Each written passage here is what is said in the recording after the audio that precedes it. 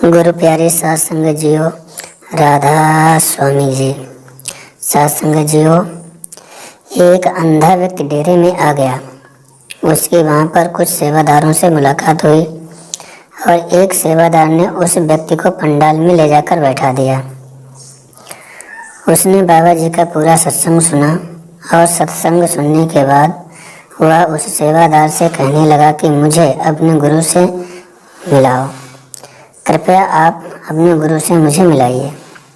उस सेवादार ने कहा कि आज संगत बहुत है, आज आपका उनसे मिलना नहीं हो पाएगा।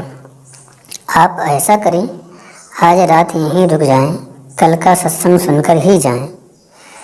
आज रात आप मेरे पास ही रह लें। उस अंधे व्यक्ति ने वैसा ही किया। अगले दिन फिर वह सत्संग सुनने पंडाल में गया। उस सेवादार ने उस अंधे व्यक्ति को पंडाल के साइड में बैठा दिया। उसने वह सत्संग भी महाराज जी का सुना और उस सत्संग में भी महाराज जी ने नामदान की बात कही, नामदान की अहमियत बताई। तो उसके अंदर तड़प लग गई कि मुझे भी नामदान लेना है। वह सत्संग सुनते सुनते रो रहा था, उसकी आंखों से आंसू टपक रहे थे।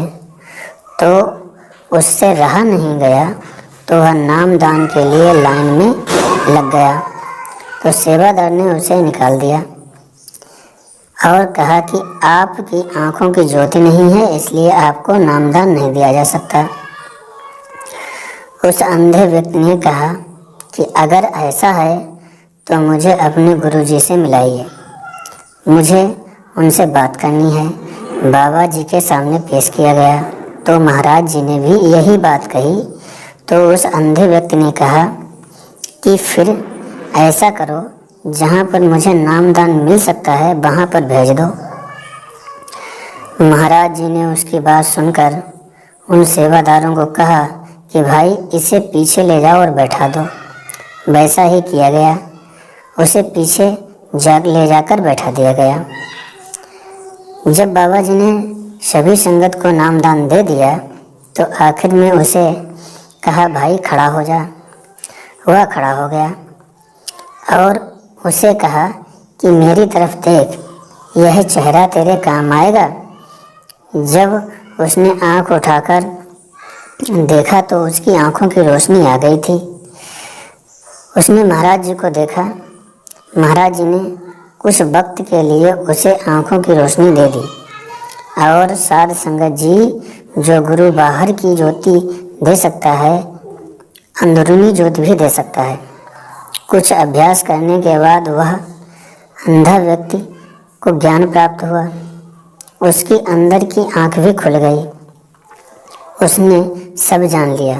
तो जब वह एक बार महाराज जी का सत्संग सुनने दोबारा डेरा में आया तो सत्संग सुनते सुनते ही बीच में खड़ा हो गया और कहने लगा, महाराज जी मुझे आपसे अर्जी करनी है, कृपया मेरी बात सुने। महाराज जी ने कहा कि भाई इतनी जल्दी क्या है, बैठ जा।